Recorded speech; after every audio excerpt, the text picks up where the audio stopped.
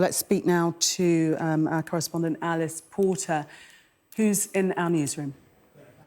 Hi there. Yes, well, we've got confirmation today that Mohamed Al Fayed was buried at London Central Mosque just by Regent's Park today. He's a man who we obviously have seen in the newspapers over so many years. In many ways, he was known as the billionaire and a very, very wealthy and successful businessman. Obviously, here in London, the owner of Harrods, Fulham FC, as well as internationally, the owner of the Ritz in Paris. But I think in many ways, the way he'll be remembered for really is his clashes with the establishment. We saw that in 1994 in the Cash for Questions scandal, when Al Fayed named ministers who accepted money for him in return for tabling parliamentary questions on his behalf.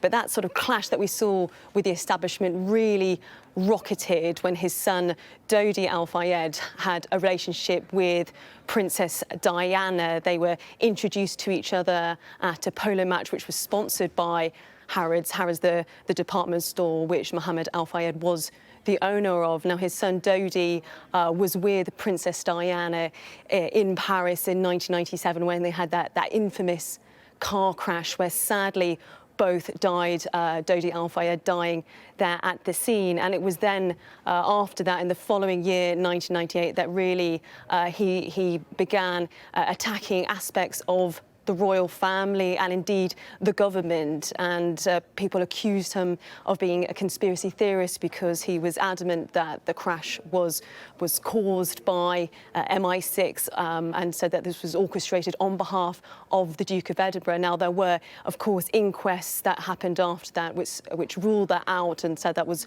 absolutely not the case, but that was something that he had always very much championed, and this continued on for quite a long time, actually. And in 2001, he gave an interview with the Daily Express and said that Princess Diana was indeed pregnant at the time she died, with no evidence there has been to support that. So he's really much garnished on many headlines over the last few years or so. Obviously, someone who's been very successful in many ways, but in many other ways, it was quite clear that the death of his son in Paris with Princess Diana is something that will very much comes to the forefront, really, when you think of him and his legacy. And you were saying, Alice, that very much considered a thorn in the side of the establishment. Yeah, absolutely. I mean, he's clearly somebody who gave not only the government a difficult time, but the royal family as well. And of course, I mean, when we think of the late Queen and the Duke of Edinburgh, two people who were so highly respected, and to have someone who very much, they mixed in those circles together. As I say, they were at polo events together.